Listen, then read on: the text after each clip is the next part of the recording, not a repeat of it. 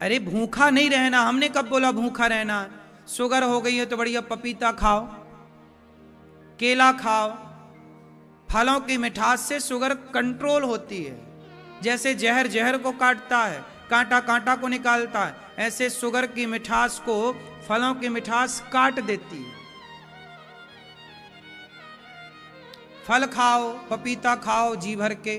पपीता बहुत अच्छा है, इस उम्र में आपकी उम्र के लोगों को पपीता खाना चाहिए। खूब पपीता खाओ। कितने सारे बाजार में फल उपलब्ध होते हैं, इतने सारे फल हैं कि हम लोग नाम भी याद नहीं रख पाते सारे फलों के, इतने फल हैं। लेकिन आपको तो बस खाना वही रोटा है ना।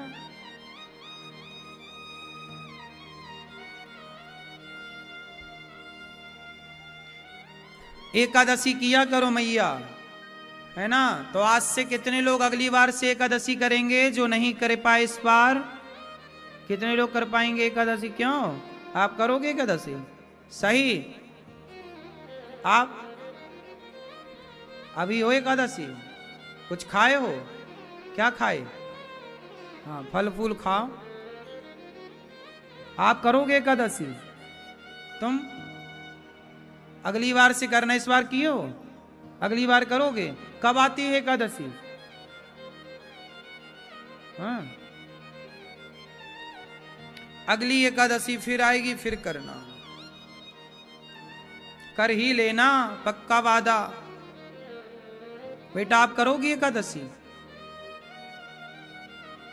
छोटी तुम करोगी एकादशी? करना बेटा, हाँ तुम भी करना एकादशी। फल खाना ढेर सारे उस दिन।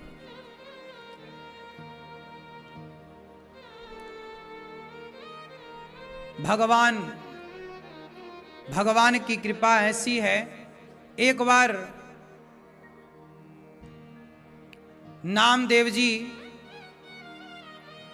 रोटी बनाए और रोटी बना करके उन्होंने बाहर खुले मैदान में चूल्हा था और कुटिया से बाहर रोटी बनाई नामदेव जी ने, और नामदेव जी ने रोटी बना करके रखी और वो घी की कटोरी लेने अंदर गए। तब तक बाहर कुत्ता आया और कुत्ता मुंह में रोटी दबा करके सारी रोटियां दबा करके भागा। नामदेव जी घी की कटोरी लेके निकले। अरे भैया, अरे कुत्ता, अरे प्रभु रुक जाइए रुक जाइए। लोग बोले नामदेव जी क्या हुआ? कुत्ता ले गया रोटी। अरे बोले कुत्ता नहीं है, हमने भगवान के लिए रोटियां रखी थी तो भगवान ही ले गए रोटी इस रूप में। प्रभु पर सूखी ना खाना, आपका दिया घी है, जरा घी चुपड़ के खाओ। नामदेव जी की दृष्टि कैसी थी? वो कुत्ते को भी क्या मानते थे? भगवान। और हम लोगों की दृष्टि कैसी है कि हम लोग भगवान के मंदिर में भी पत्थर देखते हैं, अरे ये पत्थर की मूर्ति। वो कुत्ते को भगवान मानते थे और आप भगवान को पत्थर मान लेते हैं। ये बड़ी दृष्टि का खेल हो गया है, नजरिए का खेल हो गया। इसलिए आपसे मेरी प्रार्थना है कि भगवान का जो भक्त है वो सब में भगवान को देखता है। सर्वम खलविदम ब्रह्म, भगवान सब जगह है। हिरण्यकश्यपु ने पूछा कि भगवान कहाँ है तुम्हारा? प्रहलाद जी ने क्या कहा? सब जगह है। क्या इस खंबे पर है? हाँ। जब एक हाथी था, उसका नाम था गजेंद्र। एक हाथी था, वो अपनी पत्नियों के साथ बच्चों के साथ नहाने गया। हाथी तो झुंड में रहता है, हथनी के साथ अपने छोटे छोटे बच्चों से हाथी लोग बहुत प्यार करते हैं और बहुत संगठित रहते हैं हाथी। एक हाथी गया सरोवर में नहाने तो उसका पांव एक मगर ने पकड़ लिया। हाथी को लगा कोई हल्का फुल्का होगा, हमें जानता नहीं है। हाथी ने मगर से कहे छोड़ दे पांव, जानता नहीं है। मगर बोला आपको नहीं जानते तो नहीं जानते, पर हमें तो भूख लगी, हम तुम्हें खाएंगे। हाथी ने बहुत जोर लगाया पर मगर ने नहीं छोड़ा। मगर भी बलवान, और पानी में हाथी की ताकत कम हो जाती है। पानी में तो पानी वाले जीव की ताकत ज्यादा होगी ना। अब हाथी कितना जोर लगाए, पानी में ले गया खींच के। हाथी सबको बुलाता रहा, पत्नी को, सुनती हो भाग्यवान, देखो हाथी मगर ले जा रहा, पत्नी ने सूंड से सूंड मिलाई, जोर लगाया, पर पानी के भीतर किसका जोर चले। पत्नियां ऊपर आके खड़ी हो गईं, बच्चे ऊपर आके खड़े हो गए, हाथी बीच सरोवर में जाकर के बस डूबने की स्थिति में पहुंचा। हाथी ने देखा कि अब कोई बचाने वाला नहीं, पत्नी दूर खड़ी तमाशा देख रही है, बच्चे दूर खड़े। अच्छा ये बताओ, जब किसी की मृत्यु आती है तो सब लोग खड़े तो रहते हैं ऐसे हाथ बांधे, देखते ही तो, आप देख ही तो सकते हो, कोई यमराज जी से बात थोड़ी कर सकते हो कि भाई साहब जरा हम कह रहे हैं रुक जा थोड़ा। ये दुनिया देख ही सकती है, कुछ कर नहीं सकती। हाथी को अब समझ में आया कि ये परिवार के लिए मैंने सारा जीवन निकाल दिया, ये परिवार के लिए मैंने सब कुछ सहा, लेकिन आज मेरे अंतिम समय में मेरा परिवार काम ना आया। अच्छा, किसी के अंतिम समय में परिवार काम नहीं आता? मौत आएगी तो परिवार की थोड़ी यमराज से दोस्ती है कि वो फोन लगा के रोक देंगे। क्यों जी, है? आप में से किसी की दोस्ती है, यमराज जी से बातचीत होती है? क्यों नहीं होती हो तो बताओ, फोन लगवा दिया करेंगे आपसे उनको। नहीं, कोई दोस्ती नहीं किसी की, कोई काम आता ही नहीं है साहब। हम मरेंगे तो हमारे कर्मों का दंड हमें भोगना ही पड़ेगा। इसलिए कहता हूं, इस जीवन में ऐसा कोई कर्म ना करना कि वो कर्म तुम्हें ही बाद में परेशान करे, क्योंकि तुम्हारे कर्म ही तुम्हारे को मिलने हैं, अच्छे भी और बुरे भी। जो तुम पाओगे वो तुम्हारा ही बोया हुआ बीज है। आप अपने द्वार पर चाहो तो बबूल बो दो, चाहो तो आम बो दो। घर आपका है, घर में आपको क्या बोना है, खेत आपका है, खेत में आपको फसल। कहते ना कहावत, पेड़ बोए बबूल का तो आम कहां से आए। जब पेड़ बबूल का ही बोए हैं, सदा हमने लोगों से नफरत की है, सदा हमने लोगों के साथ बुरा किया है, सदा हमने निंदा की है, सदा हमने चुगली की है, सदा हमने बेईमानी की, सदा हमने गलत काम किए, तो फिर हमें अच्छा थोड़ी मिलेगा। क्यों मैया? इसलिए आप लोग बस जो भी काम करना वो ये सोच के करना कि ये हम अपने लिए कर रहे हैं, क्योंकि जो आज हम व्यवहार आपके साथ करेंगे, जैसे हमने आज आपका सम्मान किया, यदि हमने आज आपके साथ अच्छा किया, आपका सम्मान किया, तो पलटकर आप भी हमारा सम्मान करोगे, वो पलटकर हमें ही मिलेगा। अच्छा, हम आपको गाली दें, हम आपके गाल में एक थप्पड़ मार दें, आपको अपमानित करें, तो यदि हमने आपको अपमानित किया, हमने आपका अनादर किया, तो वो अनादर हमने आपका नहीं किया, हमने अपना ही अनादर किया है। वो अनादर हमारा हमें मिलकर रहेगा, किसी के द्वारा मिले पर मिलेगा जरूर। ये बात सही है कि गलत है? आपने किसी को एक थप्पड़ मारा, आप भूल गए मार के, लेकिन याद रखना कि शेर को सवा शेर मिलता है। तुमने किसी को थप्पड़ मारा होगा तो ये वो थप्पड़ तुम्हें वापस मिलना तो है, ये याद रखो कि मिलेगा। अब तुम्हें कौन वो थप्पड़ मारता है, कब मारता है, वो विधाता डिसाइड करेंगे, लेकिन वो एक थप्पड़ तुम्हारे को वापस मिलना जरूर है। सही है? तुमने किसी को एक गाली दी, बस दे दी ना, अब वो तुम्हारे को गाली वापस आएगी जरूर। और तुमने किसी को एक रोटी खवा दी, तुमने किसी का भला कर दिया, तो तुमने किसी का भला किया है, तो तुम्हारा भला करने कोई बैठा है जो तुम्हारा भला करेगा। दोनों वापस आती हैं चीजें। भला कीजिए भला होगा, बुरा कीजिए बुरा होगा।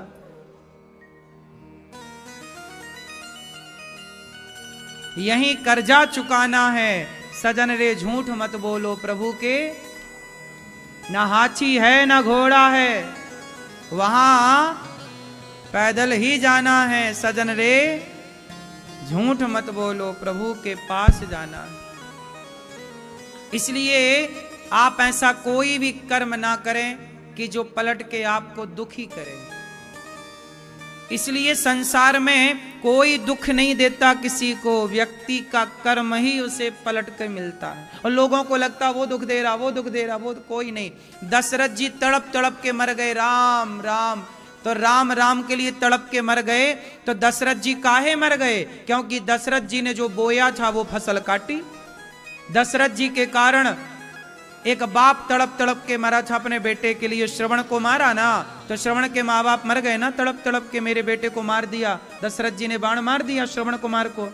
जब आपने किसी के बेटे को मारा और उसके माँ बाप तड़प तड़प के मर गए, तो तुम्हें भी तड़प तड़प के तो मरना ही था। बोलो हाँ, आपका किया ही तो आपके सामने आकर खड़ा होगा, इसलिए किसी को दोषी ना बनाओ। अच्छे कर्म करना साहब। ये दास अनिरुद्ध हर बुरे काम से डरता है, मुझे डर लगता है। आप लोग डरते हैं कि नहीं? आजकल लोग कहते हैं हमें तो ब्रह्मा से डर नहीं लगता। हाँ, आजकल का आदमी निडर हो गया है।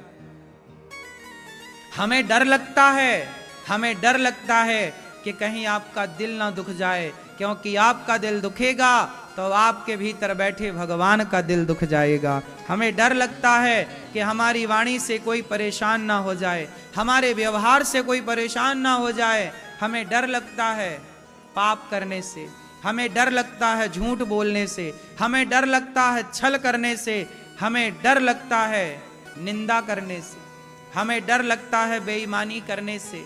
क्या करें साहब, डर लगता है, क्योंकि हमारा किया हमें ही मिलना है। भैया बात सही है? आपको डर लगता है? आजकल डर नहीं लगता, बहुएं खूब लड़ती हैं सास से। नहीं डर लग रहा है कि तेरी बहू आएगी तेरे से और ज्यादा लड़ेगी। कहां डर रही है आज की बहुएं? और आजकल की सास भी कहां डर रही है? क्या मरने के समय खड़ी हूं बहू से, अब काहे लड़ूं, काहे उल्टा सीधा बोलूं। दिन भर बुढ़ापे में वो भी तो खौ खौ खौ खौ करती रहती है। ये नहीं कि चुपचाप 2 रोटी खाए पड़ी रहे भजन करे भगवान का। तुम्हें भी तो बोलना रहता बुढ़ापे में। बूढ़े लोग ना अपना नुकसान खुद कर लेते हैं, जरूरत से ज्यादा बोलते हैं। बुढ़ापे में चुप रहना चाहिए, ज्यादा नहीं बोलना चाहिए। बच्चों को समझाओ, सही ज्ञान दो, बात ठीक है, लेकिन अब चुप होने का टाइम है, चुप रहो, भगवान का चिंतन करो। अच्छा ये बताओ, बूढ़े लोग जरूरत से ज्यादा बोलते हैं कि नहीं? बोलो हाँ या ना। बोलते हैं ना, बेमतलब का बोलते हैं, दिन भर बोलते। उनको लगता हम ज्यादा ज्ञानी हैं, तुम कुछ नहीं जानते। अच्छा, माँ बाप को लगता हम ज्यादा ज्ञानी है और बच्चों को लगता हम ज्यादा ज्ञानी है। माँ बाप को लगता तुम कुछ नहीं जानते, बच्चों को लगता तुम कुछ नहीं जानते। अब भगवान जाने कौन जानता है। हाँ। सही है, इसी में जिंदगी गुजर रही है लोगों की। कब भगवान के लिए आंखें बंद करेंगे, कब चिंतन करेंगे, कब नाम जपेंगे, कब भला करेंगे, कब क्या करेंगे। ऐसी रोते रोते लड़ते लड़ते मेरा मेरा करते मर जाएंगे, बात खत्म। काय मैया सही है, आप लड़ती हो अपनी सास से? अरे ये मैया सास नहीं है, चली गई तो अच्छी थी, जब जिंदा थी तब अच्छी थी कि नहीं? अब तो अच्छी हैं।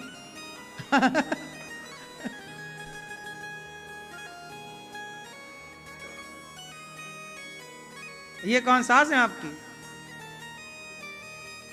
तब भी अच्छी थी, अच्छा है। मैया तुम्हारी सास अच्छी थी कि नहीं? नमक भी ताला में रखती थी ना सास तुम्हारी, धनिया मिर्च सब ताला में रखती थी। हाँ, पहले की सास ना नमक भी ताले में रखती थी। बहू रोती मैं नमक खा जाऊंगी, क्या ताले में रखी है सास। आजकल कुछ ताले में नहीं रखा जाता, इसलिए लोग बिगड़ रहे हैं, जरूरत से ज्यादा खर्चे हो रहे हैं। पहले आदमी के पास कुछ नहीं था फिर भी सुकून था, क्योंकि खर्चे नहीं थे। आज सब कुछ है फिर भी आदमी के पास सुकून नहीं है। पहले के लोग बहुत जिम्मेदार थे, वो एक एक पैसे की कीमत जानते थे। आजकल लोग पैसे की वैल्यू नहीं समझते। आजकल के छोरा 1 लाख रुपया का मोबाइल रखते हैं और कमाई कितनी है, 1 रुपया नहीं कमाता और मोबाइल 1 लाख का। 1 लाख की क्या कीमत है, आज के बच्चों को क्या पता कि 1 लाख कैसे आते हैं। जब खुद मेहनत करेंगे तो जानेंगे कि 500 कैसे आते हैं। तो पहले पैसों की कदर थी, पहले दाने की कीमत थी। पहले गांव का जो बड़ा आदमी होता था, सबसे बड़ा आदमी, यदि उसे रास्ते में कहीं गेहूं के दाने नजर आ जाएं, चने के दाने नजर आ जाएं, तो वो बैठ जाता था और सड़क में पड़े हुए चने और गेहूं के दाने समेट लेता था, जबकि वो गांव का सबसे बड़ा आदमी था। लेकिन रास्ते में पड़े हुए अन्न की कदर करता था कि ये चावल है, ये दाना है, ये पांव के नीचे ना आए। क्यों जी, बात सही है? मैंने रास्तों से लोगों को गेहूं और चने और दाना समेटते देखा। क्यों? बात ये नहीं कि हमारे घर में तो बहुत भरा है, हम क्यों समेट, नहीं। उनकी श्रद्धा अन्न के प्रति इतनी थी कि अन्न पांव के नीचे ना आए। अन्न ब्रह्म है, अन्न का दुरुपयोग ना हो। लेकिन आज शादी ब्याह तुम करते हो तो एक बारात और खा के चली जाए, इतना तो बचता है बारात खाने के बाद। इतना दुरुपयोग है अन्न का आज। बोलो हां, सही है। पहले अन्न का दुरुपयोग नहीं था। पहले रोटी बनाने के बाद रोटियां बच जाएं तो मैया रख लेती थी, सवेरे बच्चों को बासी रोटी सरसों का तेल चुपड़ के नमक धुरक करके दे देती थी, और बासी रोटी सरसों के तेल चुपड़ के नमक का ढेला लेके बच्चे खा लेते थे। हम लोग खा लेते थे, हम लोग बचपन ऐसे ही गुजारे। पहले बासी रोटियां लोग खा लिया करते थे। बोलो हां। आजकल के बासी रोटी कहां खाएं? सही है। आप में से कितने लोगों ने बासी रोटियां खाई हैं?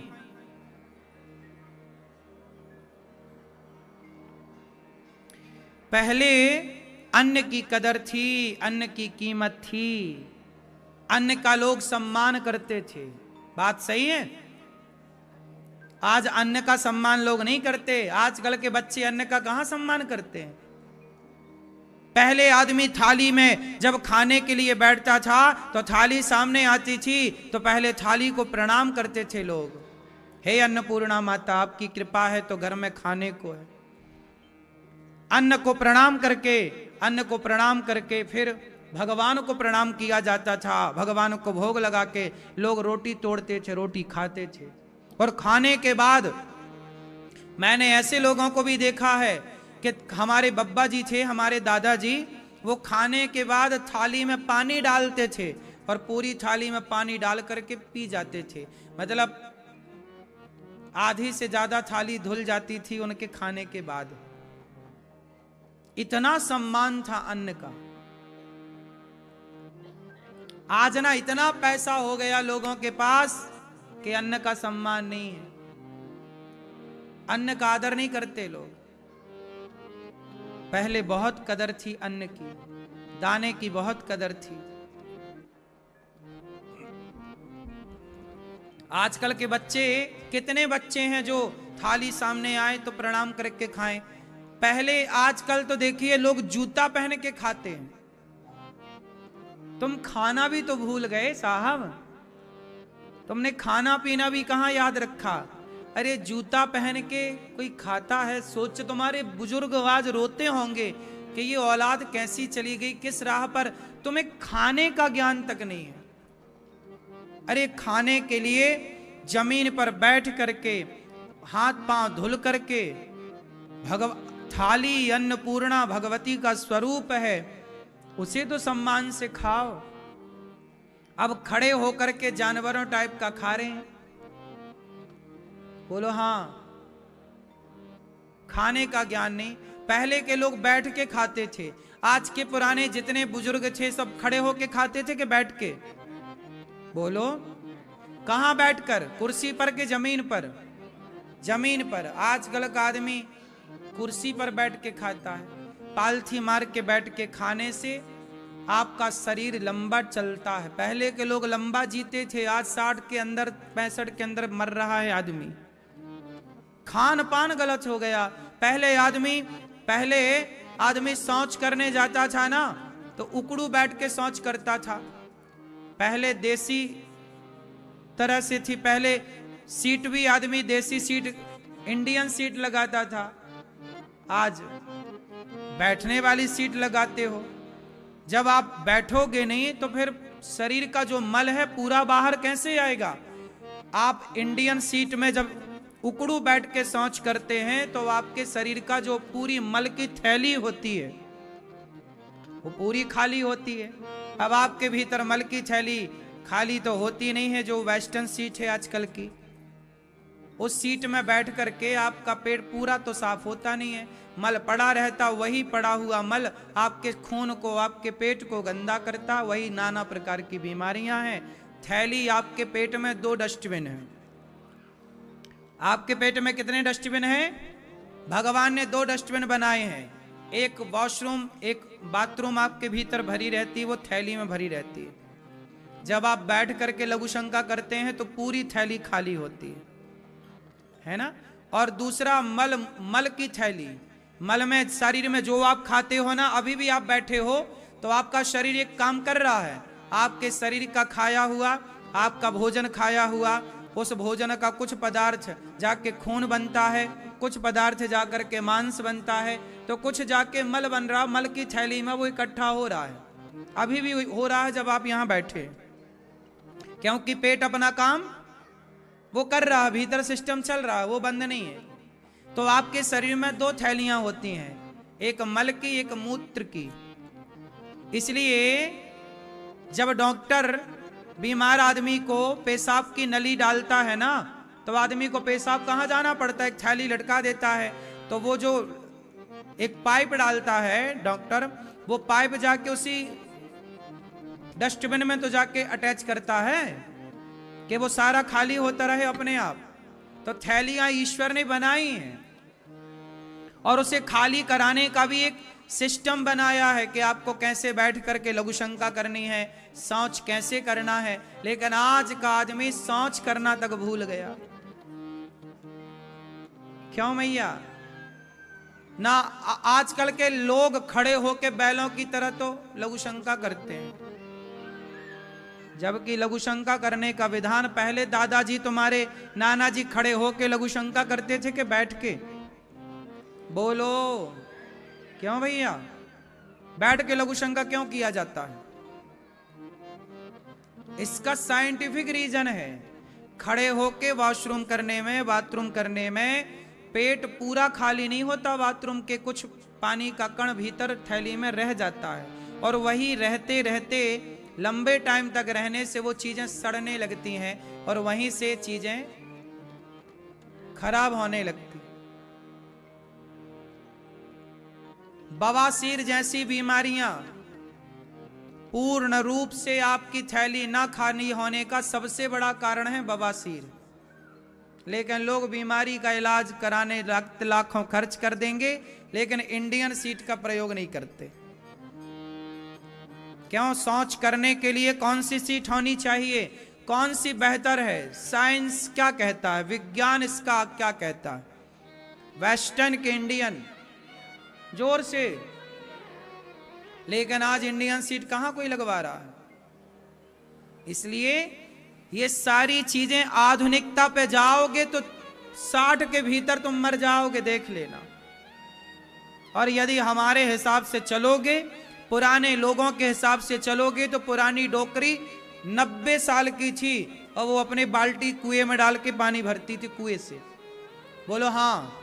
पहले लोग 80-80 साल तक तो खुद काम करते थे, नहीं करते थे। 80 साल की डोकरियां, बूढ़ी माएँ, बूढ़ा आदमी हमारे गांव में आज भी 80-80 साल के लोग हैं। खेत में जाके कोई कुदाल चलाते हैं, फावड़ा चलाते हैं और खेत में काम करते हैं। और शहरों का आदमी 60 के बाद तो बीमार हो जाता, 65-70 आते आते टैं। चलो, तो आप लोगों को बीमारियों में पैसा खर्च करना हो तो मनमाना करो, और ठीक सिस्टम से चलना है तो फिर सिस्टम जो कहता है, पुरानी जो परंपराएं हैं उन्हें फॉलो करो। खाना पीना, शरीर को शरीर के हिसाब से चलाओ। शरीर एक मशीन है, उसे जरूरत से ज्यादा परेशान ना करो। क्यों जी, बात सही है। प्रिय भक्तों, भगवान की कथाओं में जब हाथी ने पांव पकड़ा, हाथी का पांव मगर ने पकड़ा, हाथी ने स्तुति की, ओम नमो भगवते तस्मै। हे प्रभु, आप पुरुषायादि बीजाय अपरेशाया भी धीमहि। हे प्रभु, रक्षा कीजिए। जब परिवार ने साथ नहीं दिया, जब किसी ने साथ नहीं दिया, तब हाथी ने पुकारा। जब आपके साथ पैसा होगा, आपके पास संपन्नता होगी, सब साथ देते हैं, नहीं हो कोई साथ नहीं देता। आराम के साथी क्या क्या थे, जब वक्त पड़ा तब कोई नहीं। सब दोस्त हैं अपने मतलब के, दुनिया में किसी का कोई नहीं। जब पैसे हमारे पास में थे, तब दोस्त हमारे लाखों थे। अब वक्त पड़ा है मुश्किल का, तब पूछने वाला कोई नहीं। आराम के साथी क्या क्या थे, जब वक्त पड़ा तब कोई नहीं। सब दोस्त हैं अपने मतलब के, दुनिया में किसी का कोई नहीं। कहते हैं ना, समय बीत जाए तो जो बीत गए हैं वो जमाने नहीं आते। आते हैं नए लोग, पुराने नहीं आते। लकड़ी के मकानों में न चिराग जलाओ, लकड़ी के मकानों में न चिराग जलाओ। वो आग पड़ोसी भी बुझाने नहीं आते। अब दोस्त भी मिलने के बहाने नहीं आते। आते हैं नए लोग, पुराने नहीं आते। लकड़ी के मकानों में न चिराग जलाओ। जब आग लग जाती है तो वो आग बुझाने भी तुम्हारे, जो लोग कहते ना हम तुम्हारे साथ हैं, अब दोस्त भी अब मिलने के बहाने नहीं आते। बरसों हुए पेड़ की शाखाएं हैं सूखी, बरसों हुए पेड़ की शाखाएं हैं सूखी। पक्षी भी यहाँ रात बिताने नहीं आते। पेड़ हरा भरा हो तो पक्षी आते हैं, और सूख जाए हुर्र से उड़ जाते हैं। ये दुनिया हरे भरे की साथी है। हाँ, इसलिए कहता हूँ, जीवन मिला है भगवान के चिंतन में लगाओ। वर्षों हुए पेड़ की शाखाएं हैं सूखी, वर्षों हुए पेड़ की शाखाएं हैं सूखी। पक्षी भी यहाँ रात बिताने नहीं आते। अब दोस्त भी मिलने के बहाने नहीं आते। आते हैं नए लोग, पुराने नहीं आते। अपने सब रूठे चाहे हो बदनामी, अपने सब रूठे। दुनिया रूठे हमें परवाह नहीं, हम तो भगवान के बन के रहें। जगत को क्या रिझाएं, बहुत रिझाया कोई रिझता ही नहीं। ये दुनिया कहाँ रिझती है। सबको खुश करने में लगो तो कोई खुश नहीं होता। बोलो हाँ, आप में से कितने लोग सबको खुश कर पाते हैं? कर पाते आप सबको खुश? पति को खुश करो तो सास रूठ जाए, सास को खुश करो तो ये रूठ जाए, उसको खुश करो तो वो रूठ जाए, उसको खुश करो तो वो। अपने सब रूठे चाहे हो बदनामी, अपने सब रूठे चाहे हो बदनामी।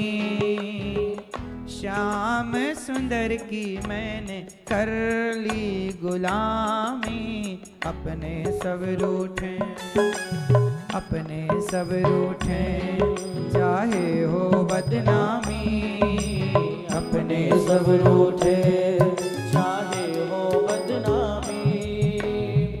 श्याम सुंदर की मैंने कर ली गुलामी, अपने सब रूठे चाहे हो बदनामी, अपने सब रूठे चाहे हो बदनामी। श्याम सुंदर की मैंने कर ली गुलामी, अपने सब रूठे।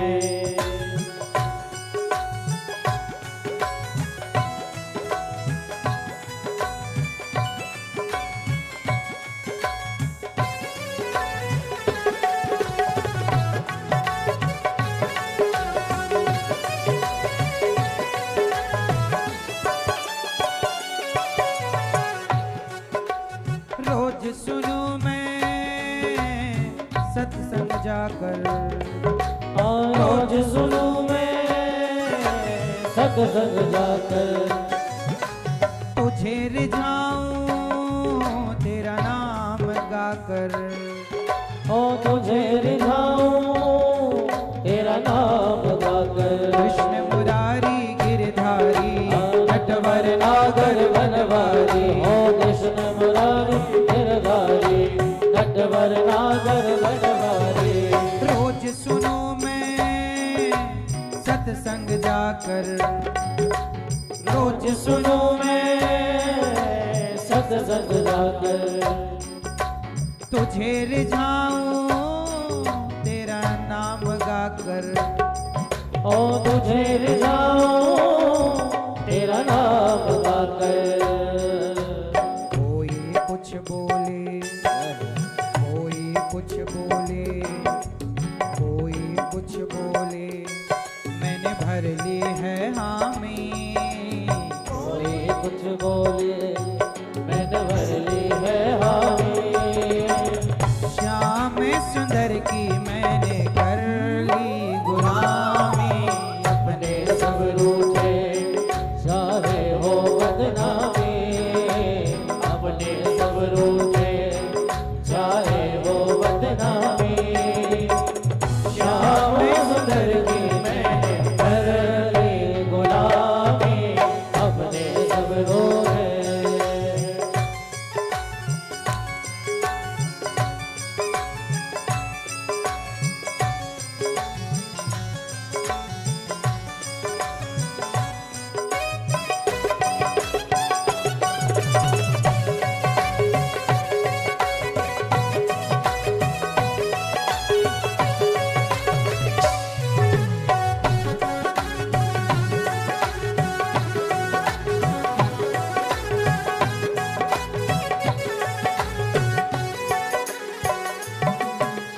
तेरे दर पर शीश झुकाकर, तेरे दर पर शीश झुकाकर। सब कुछ पाया तुझको पाकर, सब कुछ पाया तुझको पाकर। कृष्ण मुरारी गिरधारी नटवर नागर बनवारी, ओ कृष्ण मुरारी गिरधारी नटवर नागर बनवारी। सब कुछ पाया तुझको पाकर, सब कुछ पाया तुझको पाकर। तेरे दर पर शीश झुकाकर, तेरे दर पर शीश झुकाकर।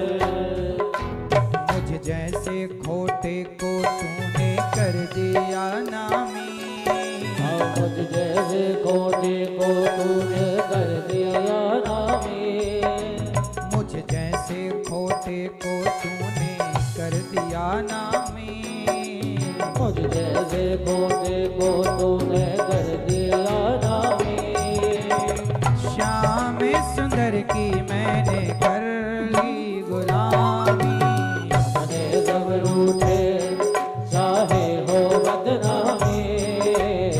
अपने सब रूठे चाहे हो बदनामी।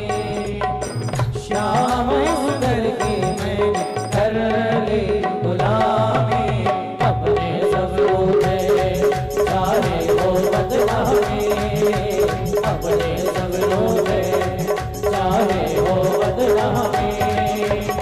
श्याम सुंदर की मैंने कर ली गुलामी, अपने सब रूठे चाहे हो बदनामी, अपने सब रूठे। कृष्ण मुरारी गिरधारी नटवर नागर बनवारी, हो कृष्ण मुरारी गिरधारी नटवर नागर बनवारी, हो कृष्ण मुरारी गिरधारी नटवर नागर बनवारी।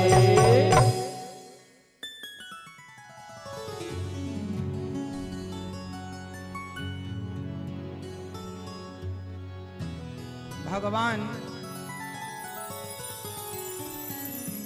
अपने उस भक्त, जब हाथी ने सबको पुकारा कोई ना आया, तब हाथी ने भगवान को पुकारा, तब भगवान ने उस हाथी के प्राणों की रक्षा की। भगवान बड़े करुणामय हैं, बड़े दयालु हैं। उस हाथी की भी पुकार सुन लेते हैं। हाथी की क्या सुनी? पुकार सुनी। और हाथी की पुकार सुनकर भगवान ने हाथी को बचाया, ग्राह का मगर का सिर काटा और हाथी को परम गति प्रदान की। मगर का उद्धार हुआ, हाथी का भी उद्धार। भगवान सब पर करुणा करते, पशु हो, पक्षी हो, मनुष्य हो, सब करुणा के अधिकारी। भगवान करुणा सब पर करते हैं, पर करुणा उन पर विशेष कर देते हैं जो भगवान को याद रखते हैं। भगवान को जो भूल जाते हैं ना, वो बड़े परेशान हो जाते हैं। आप लोग गलती कहां कर गए कि बच्चों के चक्कर में भगवान को भूल गए। और जब बच्चों के चक्कर में भगवान को भूले, तो बाद में बच्चों ने जब आपको भुलाया, तब याद आई, अरे हम तो भगवान को भूल गए थे। लेकिन जब याद आई, तब तक आप बुढ़े हो गए। जिन बच्चों को आपने अपनी पूरी जवानी दे दी, पूरा टाइम दे दिया, उन बच्चों ने आपको क्या दिया? और आज मैं एक बात आपको ये दास अनिरुद्ध निवेदन करें। बहुत लोग कहते हैं महाराज जी हमें बेटा चाहिए, इसलिए क्योंकि बुढ़ापे का सहारा बनेगा बेटा। पूरे भारत ने ये मानसिकता बनाई कि बेटा बुढ़ापे का सहारा बनेगा। आज तक आपने सबसे ये सुना होगा कि बेटा बुढ़ापे का सहारा है। अरे आपका होगा बेटा बुढ़ापे का सहारा, हमारा सहारा तो भगवान है। हमारे सहारा तो आज भी भगवान है और बुढ़ापे में भी सहारा वही बनेंगे। हमें किसी बेटे के सहारे की जरूरत नहीं है। बेटा अपना काम करे, बेटा अच्छा हो, आपका संस्कारी हो, फिर भी बेटे के आश्रित क्यों होना? ये मानसिकता क्यों बनानी कि बेटे के सहारे रहना है? ये बनाओ ना कि हमें भगवान के सहारे रहना। बेटा अपना कमाए खाए खुश रहे, कोई दिक्कत नहीं, पर हम बेटों के सहारे क्यों रहें? क्यों ये मानसिकता? ये पहले ही से आप लोग ने, जिस दिन आपका बच्चा पैदा हुआ या नहीं हुआ, तो लोग इसलिए बच्चा पैदा करते बुढ़ापे का सहारा बने। अभी से आपने सहारा किसको बनाया? बेटे को। भगवान बोले ठीक है, तुमने भगवान को सहारा बनाया ही कब? आपने तो सहारा बेटे को बनाया, लेकिन हमने गोविंद सहारा तेरा है। हमने तो भगवान को सहारा बनाया, भगवान हमारे सहारे। आपने किसको सहारा बनाया? आप गाते हो बेटा सहारा तेरा है, तो फिर रोगे। इसलिए कहता हूं हमारी बातें मान लोगे तो बड़े फायदे में रहोगे। बच्चों के भरोसे क्यों रहना, भगवान के भरोसे रहो। नरसिंह जी की बेटी कहती है नहीं आएगा तेरा सांवरा बाबा, तो नरसिंह जी बोले बेटी नानी भाई सुन, जो सांवल सा नहीं आसी तो नरसिंह लो गुण गासी। यदि सांवरा नहीं भी आया तो नरसिंह उनका गुणगान गाएगा। कोई हमने मायरा भरवाने के लिए थोड़ी कृष्ण की पूजा की है कि तुम आओ और हमारी बेटी का मायरा भर के जाओ। नहीं आएगा तो भी नहीं आए। भगवान को स्वार्थ लेके पुकारा तो क्या पुकारा। भक्त वो थोड़ी है जो स्वार्थ रख के पुकारे। जब स्वार्थ आए तभी आए भगवान, भगवान अब तुम्हारी याद आई क्योंकि दुख आया। अरे दुख में भगवान को तो सब पुकारते हैं, लेकिन अच्छे समय में भी आप भगवान को याद रखेंगे तो दुख आएगा ही नहीं। कहते ना दुख में सुमिरन सब करें, सुख में करें ना कोई, और जो सुख में सुमिरन करें सो दुख काहे को होय।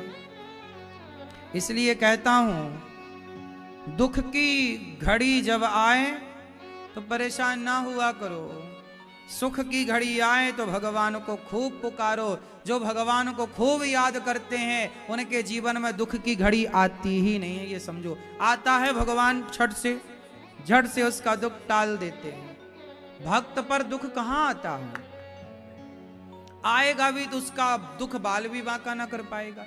इसलिए भगवान को पुकारने वाला सदा सुखी और भूल जाने वाला सदा सदा दुखी। जानत हूं अस स्वामी बिसारी, फिर हित काहे ना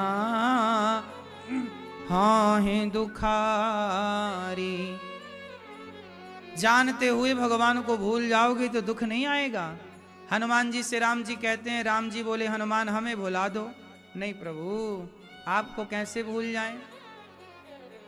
लक्ष्मण जी से राम जी ने कहा, लक्ष्मण तुम जंगल में क्या करोगे, हम जा रहे हैं वनवास हमारा हुआ, तुम क्यों जा रहे हो। तुम पत्नी के साथ रहो, माँ बाप का ख्याल रखो, अपने परिवार के साथ रहो। लक्ष्मण जी ने पत्नी माता पिता सब छोड़ दिया, किसके लिए, राम के लिए। लक्ष्मण जी का सुख क्या है, राम का सुख ही लक्ष्मण जी का, ये भक्ति। भरत जी ने कोई सुख नहीं स्वीकार किया, राम वनवास में तो वो भी देखो कितने कष्ट में रहे।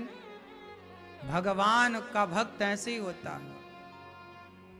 भगवान का भक्त ऐसा नहीं है कि हम भगवान को भूल जाएं, जब दुख आए तब हे भगवान, सुख आए अरे हम नहीं जानते भगवान को। सब हर समय जो सेवा भगवान की, भक्तों की, भगवान की, वो सदा सुखी है। इसलिए दास अनिरुद्ध आपसे कहता है कि भगवान को प्रसन्न करना है तो जैसे आज एकादशी है, मोक्षदा एकादशी, ऐसी एकादशियों में और हर दिन ऐसा संकल्प लो कि हम भगवान को याद करेंगे। भगवान को याद कैसे किया जाता है, कैसे याद किया जाता है, भगवान को याद कौन करता है। भगवान के मंदिर जाकर भगवान को याद करने का हम नहीं कह रहे हैं। भगवान के मंदिर जाओगे तो शायद भगवान इतने प्रसन्न ना होएंगे। कहाँ जाने से भगवान प्रसन्न होते हैं, जब आप किसी भूखे को रोटी देते हैं, जब आप किसी का पेट भरते हैं ना, तो भगवान बहुत प्रसन्न होते हैं कि भाई ये किसी के काम आ रहा।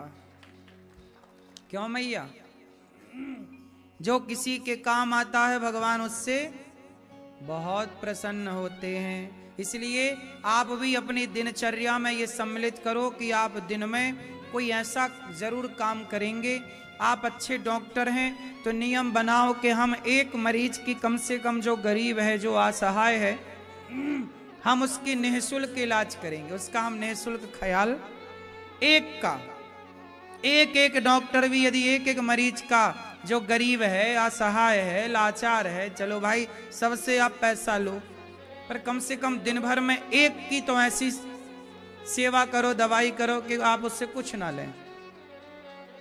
आप एडवोकेट हैं तो सबका पैसा लेकर केस लड़ो, पर जो एक जरूरतमंद है, जो गरीब है, जो असहाय है, कम से कम उस एक का तो आप फ्री में उसको न्याय दिलाओ, एक की मदद तो करो। क्यों जी, आप डॉक्टर हैं तो कम से कम एक का इलाज कर दो फ्री, एक का केस लड़ लो फ्री। आप यदि इंजीनियर हैं, पैसा ले लेके सबका घर बनाते हैं, तो किसी गरीब की सेवा आप कर दो कि भाई हमारी तरफ से तुम्हारी ये सेवा है। किसी के सिर पे छत नहीं है, गरीब है, तो आप उससे छत की थोड़ी सेवा कर दो कि भाई साहब ये हमारी तरफ से पैसे लो और तुम अपने लिए घर छोटा सा बना लो, 100 ईंट हमारी ओर से लगा लेना लो। गौरी गोपाल आश्रम जब बना, ये आश्रम जब बन रहा है वृद्ध बेसहारा माओं के लिए, तो आप में से ही तो कुछ भक्तों ने माताओं के लिए बनने जा रहे आश्रम में कोई ईंट का सहयोग कर रहा है, तो कोई सीमेंट की सेवा दे रहा है, और आप सबके सहयोग से आज यहाँ 290 वृद्ध बेसहारा माताएं आप सबके द्वारा दिए गए सहयोग से यह गौरी गोपाल आश्रम का निर्माण कराया गया। और अभी भी निर्माण कार्य चल रहा है ताकि जो माएँ आती हैं उनको रहने की यहाँ जगह मिल सके। तो आप सबने ही तो सहयोग किया और आप सबके सहयोग से यहाँ पर ये सब कार्य चला, आप सबके कार्य से हुआ। अभी भी यहाँ माताएं रहती हैं कुछ, लेकिन अभी जानते हो ऊपर और माताएं जो रहने की व्यवस्था है उसमें अभी काम भी स्टार्ट नहीं हुआ। जो फिनिशिंग का काम है अभी काम चल ही रहा, सिविल वर्क चल रहा है, फिनिशिंग का कहीं काम चल रहा है, अभी बहुत सारा काम। अभी जो काम हुआ है वो केवल अभी 40% काम हुआ है, अभी फिनिशिंग का 60% काम बाकी है। वो काम कब तक होगा? जब तक आपका सहयोग नहीं आएगा, जब तक आप सेवाओं से जुड़ेंगे नहीं। अभी भी चारों तरफ आप देख रहे हैं ना, गौरी गोपाल में यहाँ काम चल रहा है, चारों ओर दिख रहे हैं आप, काम चल रहा है। क्यों चल रहा है जानते हैं? कि जो माताएं बच्चे जिनको निकालते हैं उन माओं को जगह मिल सके। जब कम से कम गौरी गोपाल आए, बेटों ने सताया, घर से निकाला, यहाँ आए तो कम से कम यहाँ से तो उन्हें ना निकाला जाए। अभी जगह नहीं है माताओं को रखने की, बात तो सच्ची ये है। 290 माताओं से गौरी गोपाल पूरा भर चुका है, सारी व्यवस्थाएं हैं जितनी हो सकती हैं माओं की, लेकिन अभी कोई और माँ के लिए अब जगह नहीं है। उनके लिए ही आश्रम का निर्माण कार्य चालू है। आप सहयोग करेंगे तो एक रूम की फिनिशिंग, आप एक चौखट का, खिड़की का, दरवाजे का कोई एक सहयोग आप करें, एक पलंग का, एक गद्दे का, एक तकिए का, एक चादर का ही सही, तब जाकर के ये काम बने। तो आप सब जब सहयोग करेंगे तब जाके गौरी गोपाल आश्रम में ये सब कार्य होगा। आप देखिए चारों ओर काम चल रहा है, इसलिए आज मोक्षदा एकादशी है। जरूर अपनी माँ के नाम से, अपने पिता के नाम से, दादा परदादा या दादी के नाम से 2-4 10 ईंट और 2-4 सीमेंट की बोरी आश्रम के इस निर्माण कार्य में जरूर दीजिए कि भाई माओ के लिए जो घर बन रहा, ये गौरी गोपाल किसका घर है? बोलो, वृद्ध माओ का घर है या नहीं? तो इन माओ के घर में आप जैसे बेटा सहयोग नहीं करेंगे तो कौन करेगा? आप सहयोग करते हैं तो ये काम यहाँ होता है, यहाँ सेवाएं चलती हैं। आप सहयोग नहीं करेंगे तो कैसे काम बनेगा? तो आश्रम के निर्माण में आप जो बन पड़े, एक कमरे की छत आप डलवा दो, एक छत का सहयोग, या कमरे की फिनिशिंग में आप सहयोग करिए कि एक छोटा सा एक कमरा बनवा के आप माओ को दे सकते हैं कि मेरी ओर से एक कमरा वृद्ध माओ को, एक कमरे की छत आप या एक कमरे की फिनिशिंग आप करा सकते हैं। सबसे ज्यादा पैसा, सबसे ज्यादा खर्चा कहाँ लगता है? फिनिशिंग में लगता है।